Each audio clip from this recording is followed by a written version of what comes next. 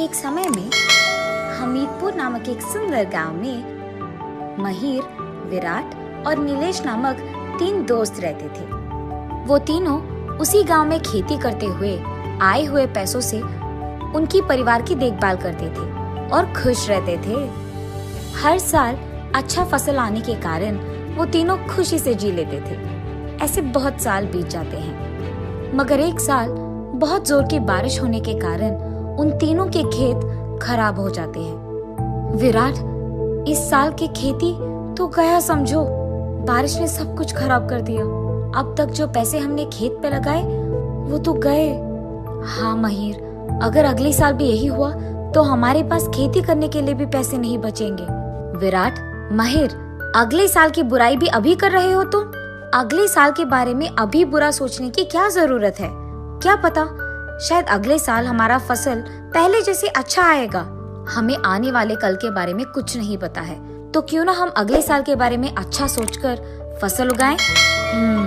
नीलेश सही कह रहा है। क्यों ना हम अच्छा सोचकर अगले साल के लिए अभी फसल लगा दें। क्या पता शायद इस बार फसल अच्छा उगे।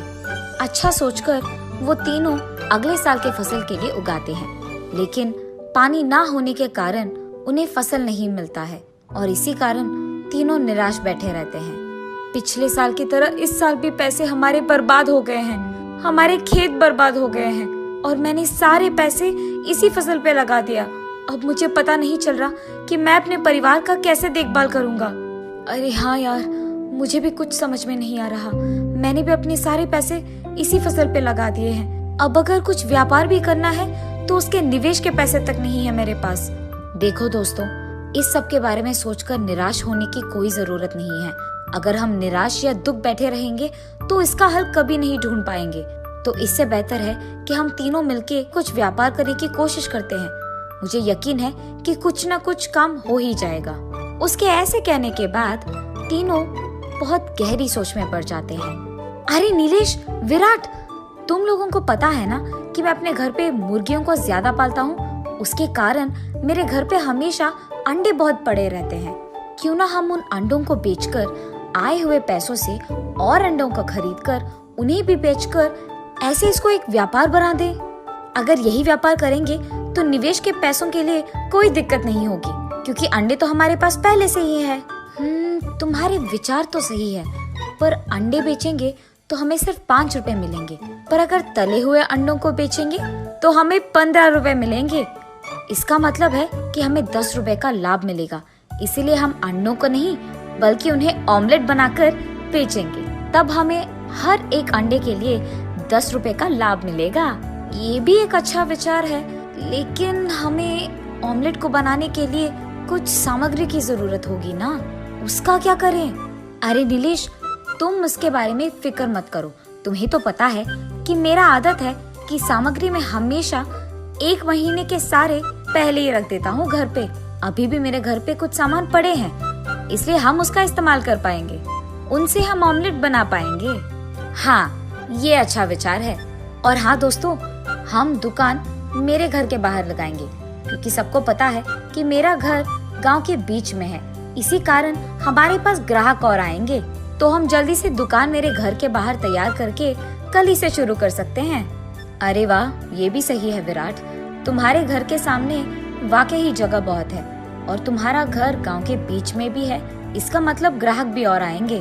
तो क्योंकि तुम्हारे पास दुकान के लिए स्थान, मेरे पास दुकान के लिए सामग्री और इसके पास अंडे हैं, हम कल ही से हमारा व्यापार शुरू करेंगे। क्या कहते हो दोस्तों? मंजूर है, मंजूर है। ऐसे वो तीनों दोस्त उनके फैसले के मुताबिक ही अगले दिन उनका व्यापार शुरू करते हैं और गर्मा गर्म ऑमलेट डालकर बेचने लगते हैं। ऑमलेट, ऑमलेट, गर्मा गर्म ऑमलेट। एक ऑमलेट का सिर्फ 15 रुपए। आइए बाबू, आइए, जल्दी जल्दी आइए। इसकी आवाजें सुनकर उस तरफ से जाते हुए सारे गांववासी वहां आकर ऑमलेट खाकर ही जाते थे। ऐसे ही विराट ऑमलेट बनाता था, माहिर उन ऑमलेट्स को ग्राहक तक पहुंचाता था और नीलेश उनसे पैसे लेता था। ऐसे उनका दिन बहुत व्यस्त चले जाता है और उनको पता भी नहीं चलता है कि रात कब हो जाती है। बहुत देर होने के बाद वो तीनों दुकान बंद कर देते हैं। अरे यार नीलेश, हमारा व्यापार तो पहले ही दिन इतना अच्छा चला। देखो हमने कितने पैसे कमाए हैं। मुझे तो लग रहा है कि व्यापार खेती से बेहतर है। अगर हमारा ऐसे ही चलता रहा ना तो बहुत ही जल्द बहुत सारे पैसे कमा पाएंगे। हाँ यार, बात तो सच है।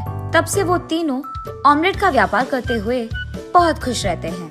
विराट की अच्छे ऑमलेट बनाने के कारण उस गांव में सारे लोग उसी के दुकान को जाते थे और ऐसे ही बहुत ही कम समय में उनका ऑमलेट का दुकान बहुत प्रसिद्ध हो जाता है। ऐसे कुछ दिन बीत जाते हैं। एक दिन तीनों मिलकर आए हुए पैसों को बांट रहे थे।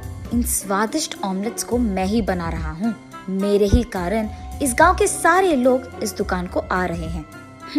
काश मैं व्यापार अकेले करता, तब ये सारे पैसे मेरे ही होते, ये व्यापार मेरा होता। अभी भी देर नहीं हुई है।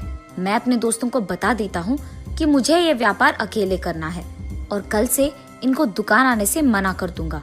दुकान का जगह भी तो मेरे ही घर में है।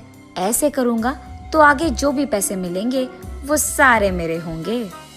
मेरे पास मौजूद अंडों को अगर मैं ही बेचा होता तो शायद ये सारे पैसे मेरे ही होते और मुझे इसे बांटने की कोई जरूरत नहीं पड़ता। मैंने गलती किया है ये करके कि मेरे अंडों को मेरे दोस्तों से बांटा है। अब व्यापार भी हम इसीलिए साथ में कर रहे हैं।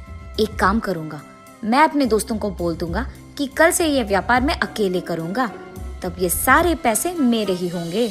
मुझे अपने पैसों का ऐसे बंटवारा करने की कोई जरूरत नहीं पड़ेगी। हाँ, मुझे ये व्यापार खुद से रख लेना था। मैं खुद ऑमलेट को बना के बेचता था और ये सारे पैसे मेरे ही होते। इसीलिए मैं इन दोनों को कह दूंगा कि कल से मुझे ये व्यापार अकेले में करना है। ऐसे ये सारे पैसे मेरे हो जाएंगे। माहिर, नीलेश, मुझे तुम दोनों से कुछ कहना है। कल से हम तीनों साथ में व्यापार नहीं करेंगे। हम तीनों के 3 अलग अलग दुकान रहेंगे और ऐसे ही हम ऑमलेट का व्यापार चलाएंगे। मुझे अब तुम दोनों के साथ काम नहीं करना है। अरे वाह विराट, तुमने तो मेरी दिल की बात कह दी। हाँ, मुझे भी तुम लोगों के साथ काम नहीं करना है। मैं खुद से व्यापार चला लूंगा। ठीक है फिर, अब जब हम तीनों का फैसला एक ही है तो देर किस बात की।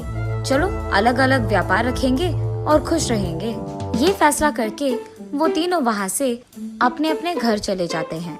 अगले दिन से माहिर, नीलेश और विराट उनके अपने अपने दुकान लगाकर व्यापार करना शुरू करते हैं। यहाँ तक कि ये बात भी भूल जाते हैं कि वो तीनों बहुत अच्छे दोस्त हैं। उन तीनों पे सिर्फ पैसे कमाने की भूत सवार रहती है। ऐसे कुछ दिन बीत जाते हैं।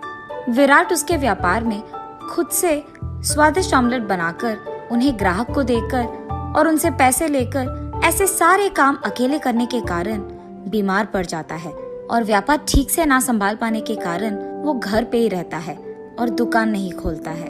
और ऐसे कई दिन बीत जाते हैं। बहुत दिन से ऐसे घर पे पड़े रहने के कारण उसके पास मौजूद सारे पैसे खर्च हो जाते हैं। इसी कारण वो बहुत दुखी होता है और उस दुख में उसे अपने दोस्तों की याद आती है। पैसों की लालच में तो मैंने अपने खुद के दोस्तों को छोड़ दिया है।